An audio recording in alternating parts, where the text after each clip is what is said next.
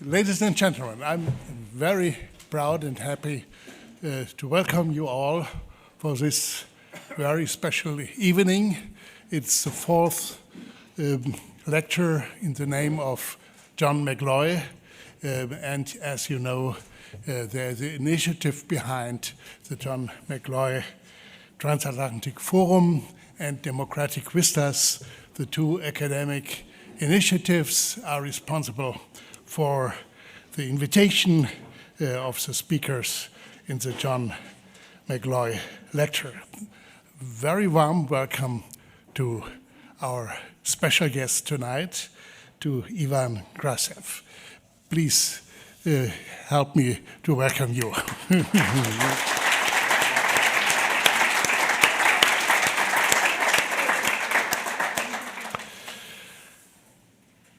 Johannes Völz will give a short introduction shortly after the Lord Mayor of the city of Bad Homburg gave his introductory remarks. I welcome you very warm, and we are happy that we could win you after we tried it for 2 times, last year and the year before. But now you are with us, and times have changed. This is a much more actual situation to discuss with you and to hear your comments. Thank you, Ivan Krastev, for being with us. I welcome Oberbürgermeister Hetjes very warmly, and he will give a short welcome introduction. After me, I welcome the members of the Board of Trustees of the John McCloy Transatlantic Forum, and a special warm welcome goes to the fellows of the Forschungskollegs, and especially the fellows of Democratic Vistas who are with us tonight. Finally, let me thank all the donators who made and will continuously make these activities of our scientific and political discourse possible. I thank you very warmly, and I hope you are with us this year and the coming years as well. Finally, I would like to thank the responsible scientists for both activities. Johannes Völz, my colleague from Goethe-Universität, responsible for American studies, culture, and politics as well, and Gunther Hermann, who is responsible in the Department of Political Science for international relations, with a special focus on European-American relations. So this is all I have to say tonight, and I would like now to ask Herrn Hetjes to give his introductory remarks, and I change now the position of the microphone.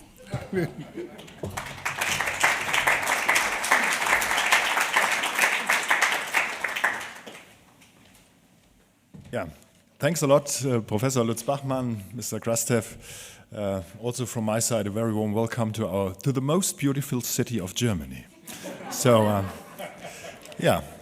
I have to say that because it's part of my contract, you know. But for me personally, it's definitely true. So it's a big honor for us hosting you, and I hope you're feeling well. As I said, big honor. Ja, Graf von Kallnain, Professor Lutz-Bachmann hatte ich schon begrüßt. Es geht um Fragen. Wer, wie, was, wieso, weshalb, warum. Also ein bisschen wie aus der Sesamstraße, könnte man sagen. Das klingt alles letztendlich wie Kinderkram, aber die Frage, die uns heute beschäftigt, ist es denn das auch? Denn das Interessante ist doch, dass die Fragen aus der Sesamstraße auch im Alter nicht an Aktualität verlieren. Sie begleiten uns, zumindest auf der politischen Bühne, und das ganz egal zu welcher Zeit. Wer macht was, mit wem und warum? Mit Blick auf die internationalen Beziehungen ist das tatsächlich ein zeitloses Forschungsprojekt, das uns immer wieder leider jetzt in neueren Tagen Kopfzerbrechen bereitet. Und es ist wichtiger denn je, Antworten auch auf drängende Fragen zu finden, denn wir alle wissen, liberale Demokratien befinden sich leider weltweit auf dem Rückzug und autoritäre Herrscher auf dem Vormarsch. Es ist eine erschreckende Entwicklung, vor allen Dingen mit Blick auf die USA. Und in verrückten Zeiten brauchen Menschen Halt. Einen Halt, den die Politik, so ehrlich muss man an der Stelle leider auch sein, allein nicht bieten kann. Und hier brauchen wir gesamtgesellschaftliche Aktivitäten, in deren Mittelpunkt am besten auch eine frei forschende Wissenschaft steht. Aber man darf an der Stelle natürlich auch nicht naiv sein, denn die destruktiven Kräfte, die sich zurzeit immer mehr und mehr Bahn brechen, wissen, dass eine freie Wissenschaft, genauso wie eine unabhängige Justiz oder auch eine freie Presse, der natürliche Feind von Populisten, Diktatoren und auch autoritären Regimen ist. Und deshalb haben die Feinde der Freiheit auch der Wissenschaft, Wissenschaftlern und natürlich auch wissenschaftlichen Erkenntnissen den Kampf angesagt. Russland und China sind hier Vorreiter. Aktuell drohen auch die USA, die Türkei und selbst die israelische Regierung vom demokratischen Pfad abzukommen. Immer häufiger wird auch die Wissenschaft und mit ihr die Presse und die Justiz aus diesen Lagern Ziel von Verunglimpfungen, Anfeindungen, auch von Attacken. Und dem gilt es resolut und geschlossen entgegenzutreten. Und deshalb bin ich froh und dankbar über Formate wie das John McCloy Forum, John McCloy Lecture oder unsere gemeinsamen auch Bad Homburg Conference, auch ein ganz, ganz wichtiger Punkt. Denn es ist in meinen Augen wichtiger denn je, dass die Wissenschaft den häufig verschrienen Elfenbeinturm verlässt, sich der Bürgerschaft öffnet und auch verständliche Antworten auf komplexe Fragenstellen liefert. Denn wir alle wissen ja, wer nicht fragt, bleibt dumm und wer keine Antworten liefert, naja, ich wünsche uns zumindest einen spannenden Vortrag. Vielen Dank.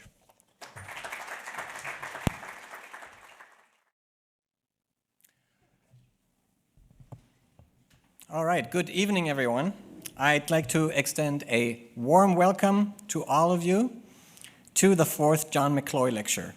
And it is great to see many faces, many familiar faces in this room. It is remarkable that over the past 4 years, all of us together in this room have been able to build up a community committed to the transatlantic idea. My name is Johannes Völz. I am a professor of American Studies at Goethe-University, and along with my colleague Gunther Hellmann, I co-direct the John McCloy Transatlantic Forum, as well as the research focus, Democratic Vistas, Reflections on the Atlantic World. It's my great pleasure to introduce to you tonight's speaker, Ivan Krastev. But before I tell you who he is, let me tell you why we invited him and why he is the ideal speaker for this very moment. 1 year ago, at our last John McCloy lecture, Constanze Stelzenmüller gave a talk that was titled Flirt mit der Diktatur, US-Präsidentschaftswahlen im Krisenjahr 2024. As we listened to her, weighing her premonitions and predictions, there was one thought that probably escaped all of us. And that is the observation that flirtation may be too weak a term. It now turns out that the flirtation is a full-on illicit affair carried out in broad daylight. For us at Goethe-University, at the Forschungskollegs Humanwissenschaften, and at the John McCloy Transatlantic Forum, the Trump administration's radical political, let me call them innovations, have immediate consequences. The administration is targeting institutions of higher learning, or, to put it in the words of Vice President J.D. Vance, the professors are the enemies. Since universities are dependent on international exchange, all universities that are partnering with US universities feel the newly imposed restrictions and strictures in terms we are at this moment only beginning to grasp. the Trump administration is also calling into question the very foundational idea on which the John McCloy Transatlantic Forum is built. Transatlantic relations was never a project of party politics. It was a project of showing commitment to the ideals of democracy and of fostering a global community beholden to these ideals, while remaining critical of the shortcomings in their realization. But it appears that the Trump administration is pursuing the project of establishing a very different world order in which transatlantic relations and alliances are a nuisance at best. In the divided political logic of the United States, pursuing transatlantic relations suddenly puts you into a political camp. For us, this poses an intellectual challenge. We need to come to terms with the world that is emerging in front of our eyes.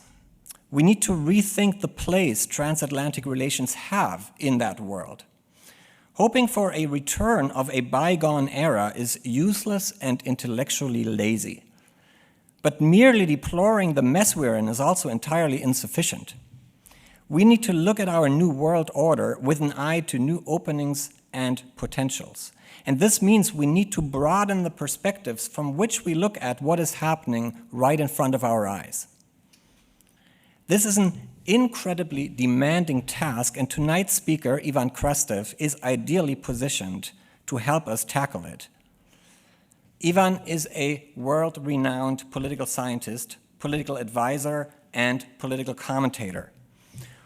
Born and raised in Bulgaria, he is an expert on Russia, Eastern and Central Europe, but he's also very much at home in the Americas, and he has accrued expert knowledge of China. He has written many influential books, and I'll only mention one, The Light That Failed, Why the West is Losing the Battle for Democracy, from 2019, co-written with Stephen Holmes, which is enormously insightful on how it came about that much of the world became discontent with the Western model of liberal democracy. He has also built and developed several important institutions. He is the director of the Center for Liberal Strategies in Sofia, and he is a permanent fellow at the Institut für die Wissenschaften von Menschen in Vienna, the IWM, perhaps the most important intellectual hub for integrating Eastern and Western European perspectives. I could go on and on listing his many accomplishments and achievements, but instead I want to highlight what makes Ivan such an intellectual force. It is his ability to look at things we think we know from a different view. For instance, Ivan has recently shown in a study that Europe and South Korea are virtually alone in their anxieties about a second Trump administration, while most of the rest of the world greets the return of Trump with great expectations. Characteristically, Ivan urges us to adopt an outlook that avoids the pitfalls of pessimism, while also warning us of undue optimism. The title of tonight's talk, The Return of the Future and the Last Man, Politics of Demographic Imagination, directly alludes to Francis Fukuyama's 1992 book, The End of History and the Last Man. And as I take it, it will help us make sense of our new post-Cold War era, an era in which the alleged end of history is revealed to have opened up futures which may deceptively, and I say deceptively, look like familiar pasts. Ivan, I look forward to your ideas. Welcome to Bad Homburg.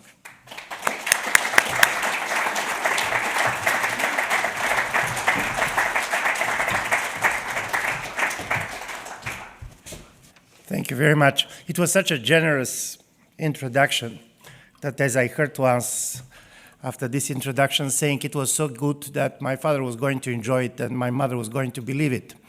But it's a really great pleasure. This is the first time I'm here, but I know quite a lot of people here, so it's kind of coming to a place that at least you have the feeling that you know. Secondly, it's really great honor to be invited for this lecture, because there is something about memorial lectures that makes it very different than be it academic lecture, being even political discussions. It allows you to say things that normally you're not going to say, neither in a classical academic lecture, nor in a policy debate.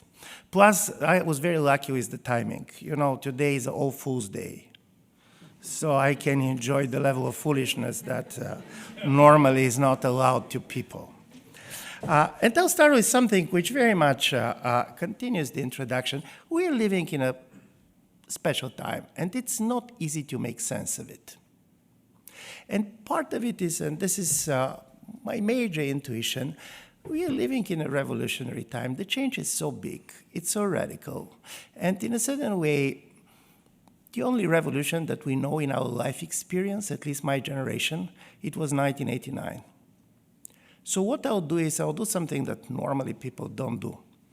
I'll try to basically read what is happening through a different type of comparisons of 1989. And as you know, tomorrow is also America's Liberation Day. As you know, President Trump basically declared that the tariffs which he's going to announce tomorrow is going to liberate America from the world that America created some decades ago. And this makes also very interesting the very presence and the name of John McCloy on this. Because if you think on one level, McCloy is the time when America was great. So basically, you should imagine that people voting for Trump wants to go back to McCloy's time. On the other side, his legacy is what is really challenged dramatically. In many ways, by the way, starting with the Warren Commission, to which he was a member, and the assassination of Kennedy.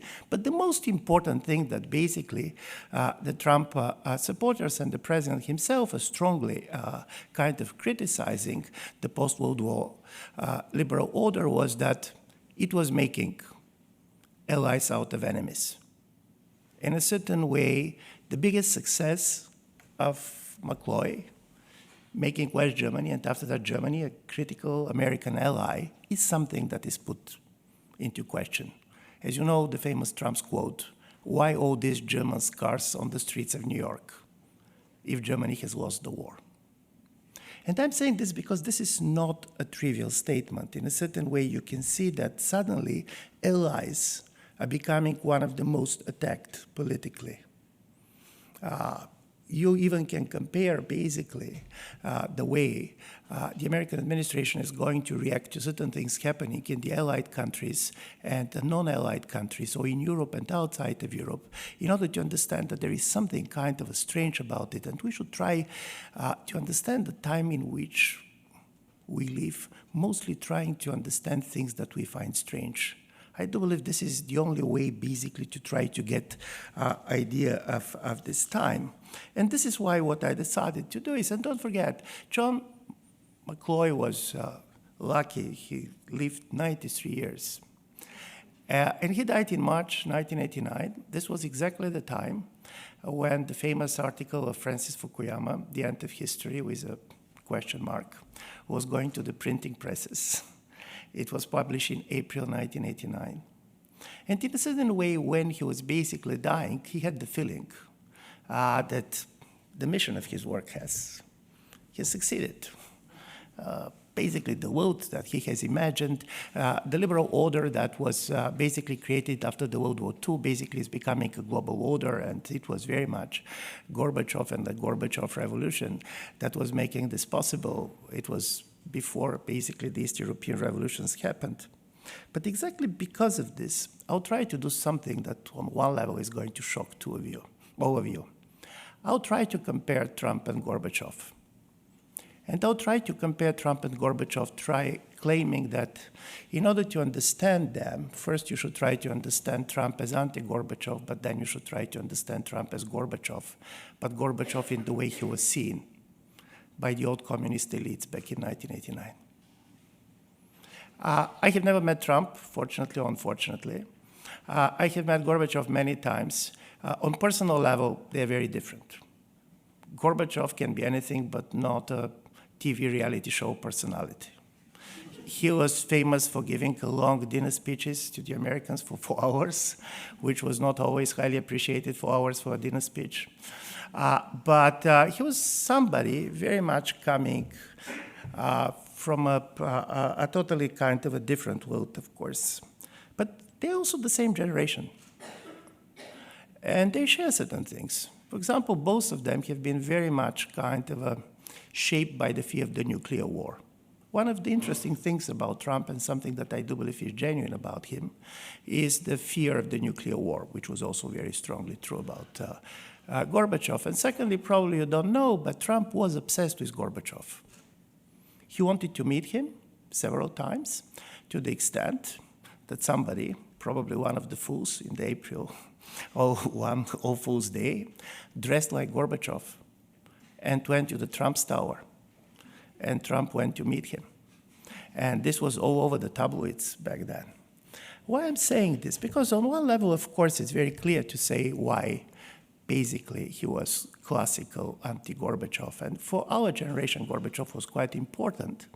And being Bulgarian in the 1980s, I was 25 years old, 1989, it was quite important because in a certain way, people normally compare closing society with opening societies. But do you know what? From time to time, particularly looking at the world today, I do believe that it's better to be a young person socialized in a closing society which is opening than in an open society that is closing. As a young Bulgarian in the 1980s, I have the feeling that every day you can do things that you can basically cannot do yesterday. And this is not how my daughter feels. And of course she has much better life than me, and of course she has freedoms about which I even cannot talk and imagine about back then. And this was important, and of course there are different Gorbachevs for all these years. But there were 3 things about him which were quite clearly trying to define him as anti-Trump. The first was he moved from the world where international politics was perceived as a major rivalry, as ideological war, as a class war. And it was his idea of the universal values that was critical. So international cooperation was the world that basically he was imagining. Secondly, he really fell in love with the other side. He basically was really very much interested in trying to see to what extent he can see his own society becoming much more liberal, more democratic. He's taking his risks. Many of the things he's doing, not because he was anti-communist, but exactly because he was a true believer in the communist system. And this was part of his paradox, and this is why, in a certain way, he ended very much alone. But what is also interesting in this story is that he dramatically believed that in order to change his country, he should change the world order. It was impossible to change the Soviet Union if you're not going to change basically the world order. I'm saying this because in a certain way also, Trump very much resembles Gorbachev, but in the way that Gorbachev was viewed by his critics in the communist system. First of all, everybody of the part of the Soviet foreign policy establishment is asking the question what he is doing, why he likes our enemies more than our allies.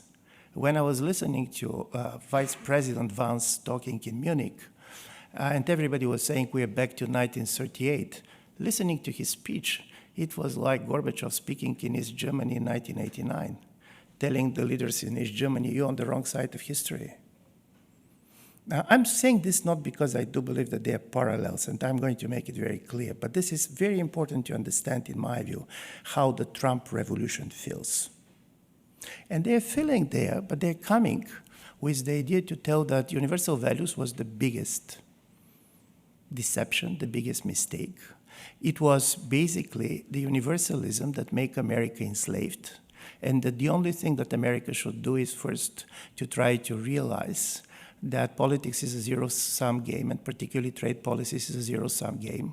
But secondly, that the American liberal order, American-led liberal order that was created after World War II, but also after the end of the Cold War, America was not the leader. America was the hostage. America was the biggest victim. And all this talk about we were the victim, look at basically trade deficits, look how it is possible that basically the losers of yesterday are doing better than us. I do believe this is critically important, and this is very much interesting from this point of view when make this comparison, to try to see, and I'm seeing quite a lot, this comparison and seeing how Trump is basically now trying to negotiate Ukraine. In a paradoxical way, it very much reminds me how Gorbachev was negotiating the unification of Germany. He said, this is not the most important thing. The most important thing is the big bargain, which I'm offering to the Americans. I'm ready to sacrifice the outer empire because he believed that liberal order in the West was the only way to preserve the Soviet Union after the end of the communist ideology. And by the way, he was not totally wrong. The idea that the United States was interested in the disintegration of the Soviet Union was a kind of a mythology what was created in the mid-1990s. But everybody who is reading the diplomatic history of this moment is going to remember that George Bush Sr. going to Kiev and asking Ukrainians not to go for independence. The idea of the disintegration of the Soviet Union was not absolutely present in the famous Fukuyama's book on the end of the history of the last man. I'm saying also this because I don't believe that out of these comparisons, it means that the United States is going to end up like the Soviet Union, or basically that illiberal revolution is going to be the same like liberal revolution. But when you look from this point of view, I do believe it's critically important to ask a critical question. So now when we look back in 1989, and now we can have this comparison, what we have missed to notice. And I'm going to give you an attempt to answer this question. The first is, for us, 1989, this was true for Germans, it's true for East Europeans, but I do believe it was basically true for the Americans. 1989 was the fall of the Berlin Wall and the Polish elections. Now when you look back, you're seeing 5 other 1989, which was as present, as important, and some of them can turn to be not less consequential than this. The first was not the June 4th of Poland, but it was basically the June 4th in Tiananmen. The resilience of the communist system, the resilience of communist China, which basically managed to kind of resist this trend to opening and the democratization, and while basically going for economic reforms, much more successful than the Gorbachev reforms, managed to do it like keeping its own authoritarian political system, and even more, basically making its authoritarian political system attractive for many countries, not in the West, to be honest, but outside of the West for sure in certain places. And what was interesting is that back in 1989, Chinese and the Soviets, Gorbachev and the Chinese leadership, they were sharing the idea that socialism didn't work. It is not that the Chinese believed that socialism didn't work. What they very much differed on was what is to be preserved and what is basically to be destroyed. For Gorbachev, what really was of value was socialist ideology, and what was the obstacle was the party state. For the Chinese, what was of value was the party state, and what was of no value was the socialist ideology, because the party state was basically used to do anything that you can do with it. And I'm saying this because it's not by accident that the Chinese became one of the, in my view, biggest experts on the Soviet collapse, to the extent that a film was produced in 6 episodes by the Central Committee of the Chinese Communist Party about the collapse of the Soviet Union, which was shown to every single party organizations in China.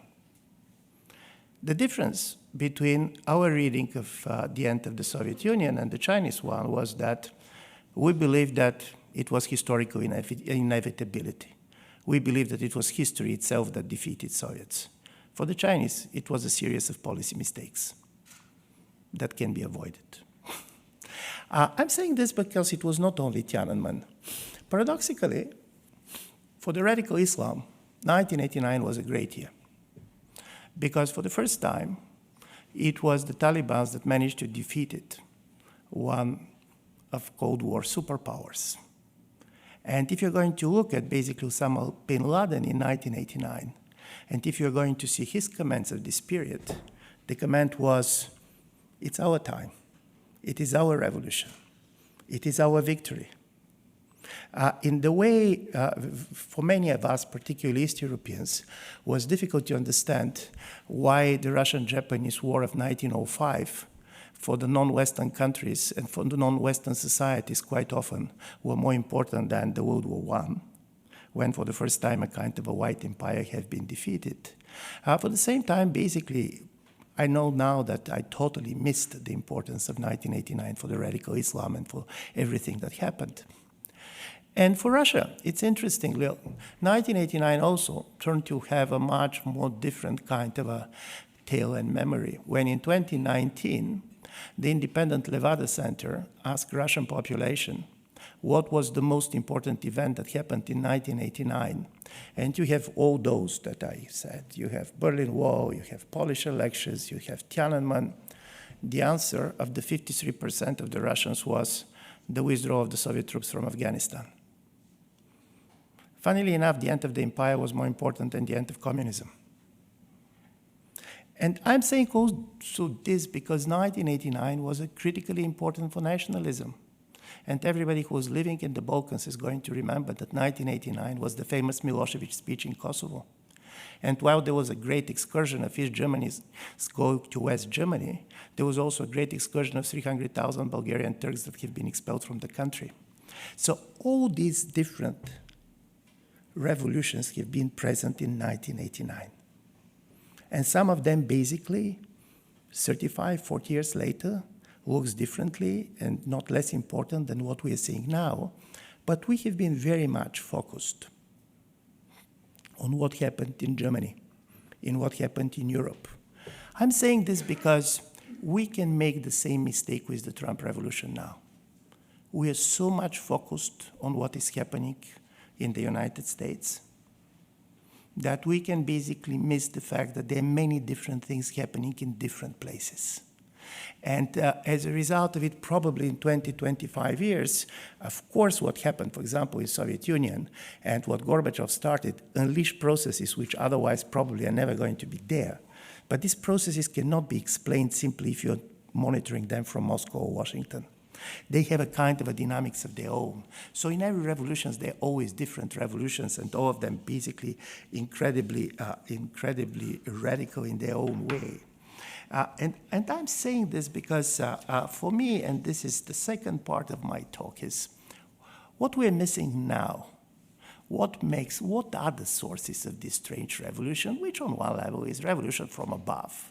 Of course, there is a certain type of a movement behind Trump, but first of all, this movement, at least for the first time on these elections, managed to become a majority. It was not a majority in 2016.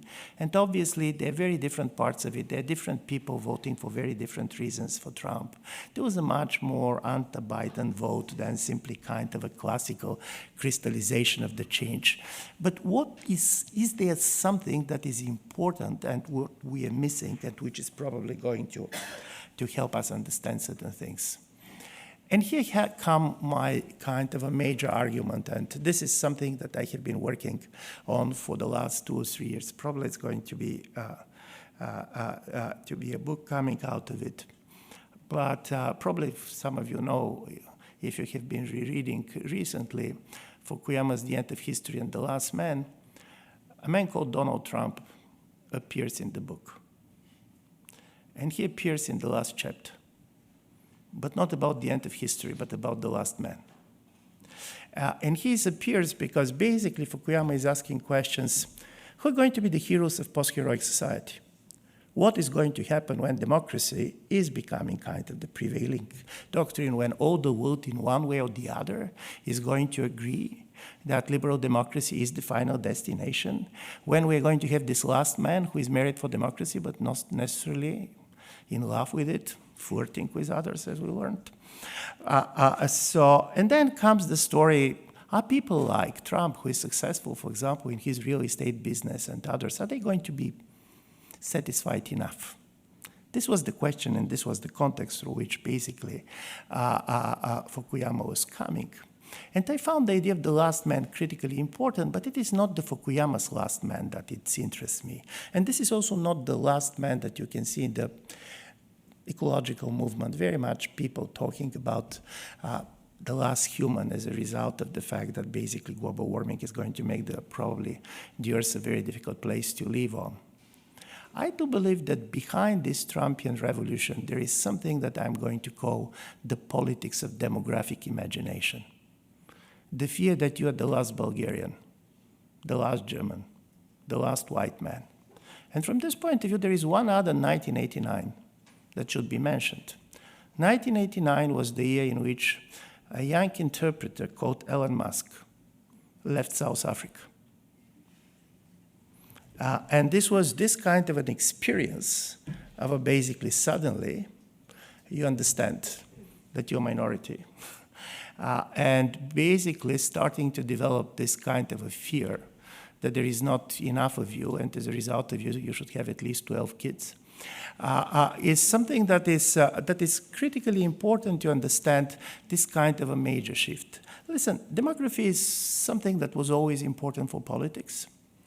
But we're talking about something that is really interesting and in a certain way unique.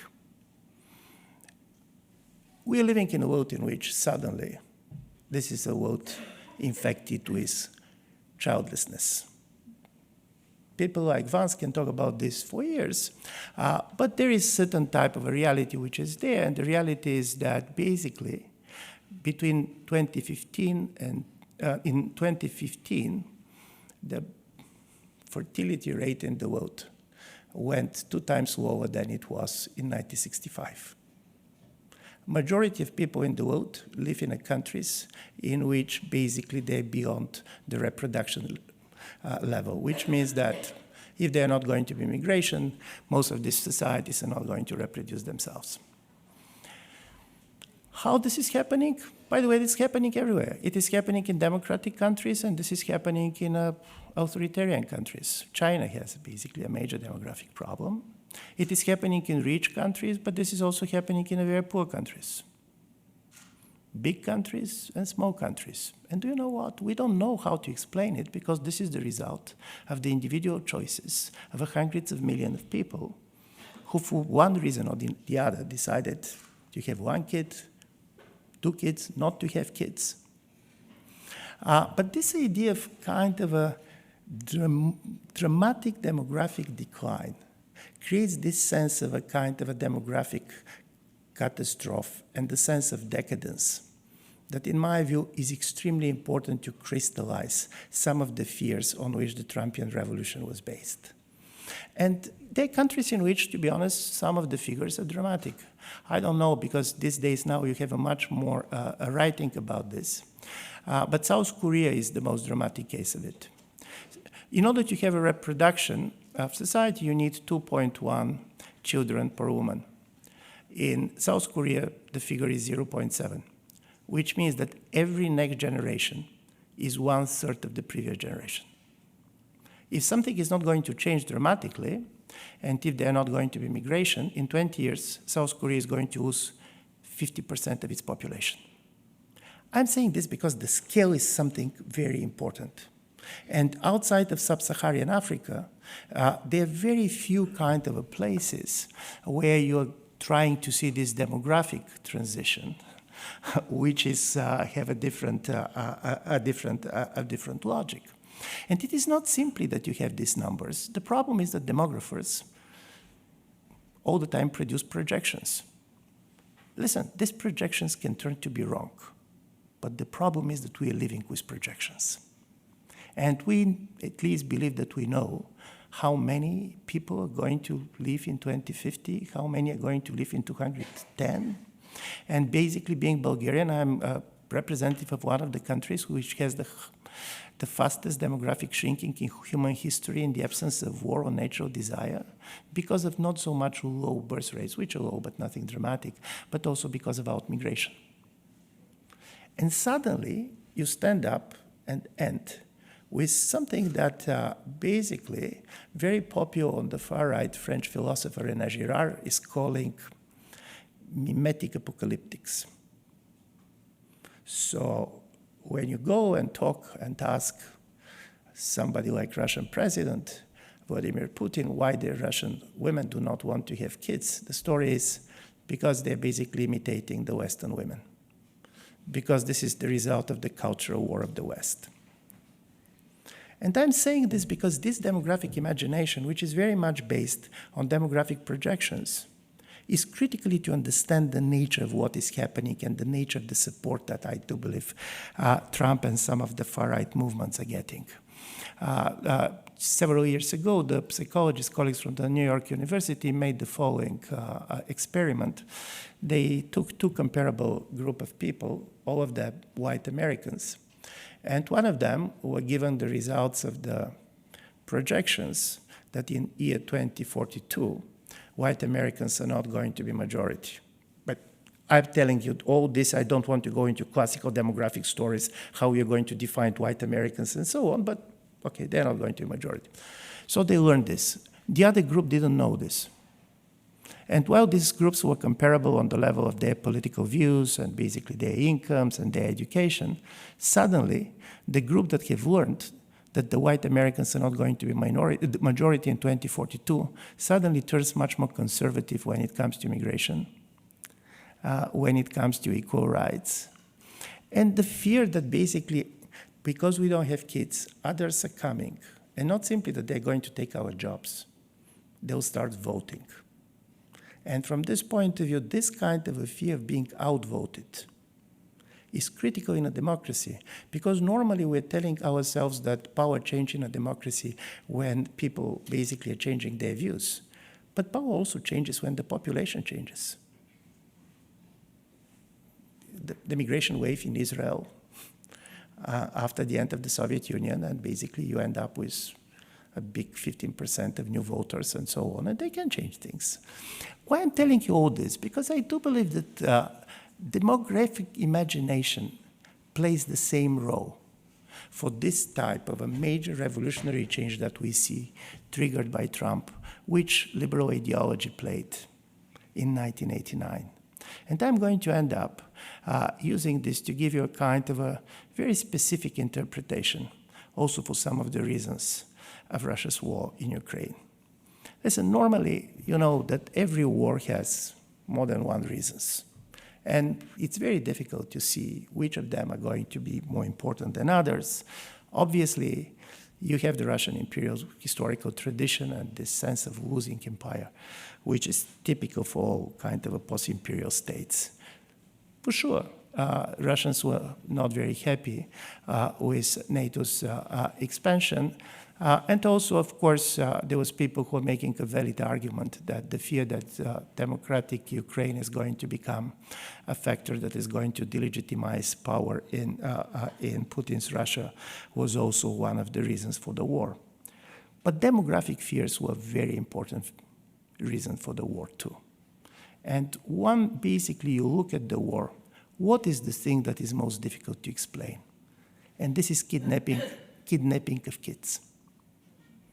Listen, we know different things about the wars. You have basically people being expelled from here and there. But kidnapping of kids, particularly orphans, and the fact that in a period of 1 month they have been adopted by the Russian families, are explaining something that for me was a problem that have been following for a long time, particularly following President Putin, was that from his first day in office, President Putin was really dramatically concerned about the declining Russian population. And Russia lost around 17 million people after the end of the Soviet Union. There was a period in the 1990s where the life expectancy of the Russian man was around 64 years. By the way, Russia is a country in the world where you have the biggest gap between the life expectancies of men and women. Women are living 12 years longer than men. And this, of course, have been compensated because of migration, some Russians coming back from the republics, because of migration coming from Central Asia. But starting with 2001, and particularly with the policy package in 2007, Russian president really put a lot of money trying to reverse this kind of a demographic decline. Every man that has more than 4 children does not need to serve in the army.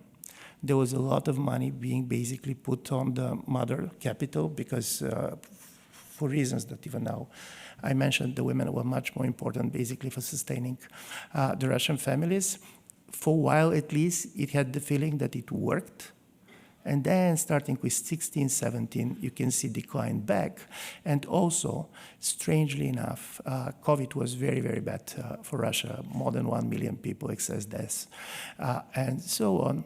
So suddenly, the year before the war started, in almost every important speech, without being asked, President Putin started talking about that there are not enough Russians in the world.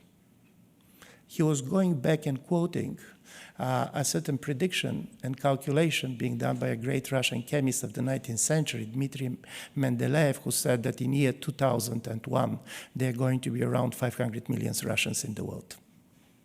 And he was going back and saying, and now, because of the World War II, and now, basically, because of the end of the collapse of the Soviet Union, we have 145 million. And his major story was, Russia can never be great with this size of population. And do you know what was the most successful Russian population policy? Annexation of Crimea. Suddenly, you have 2.4 million people there.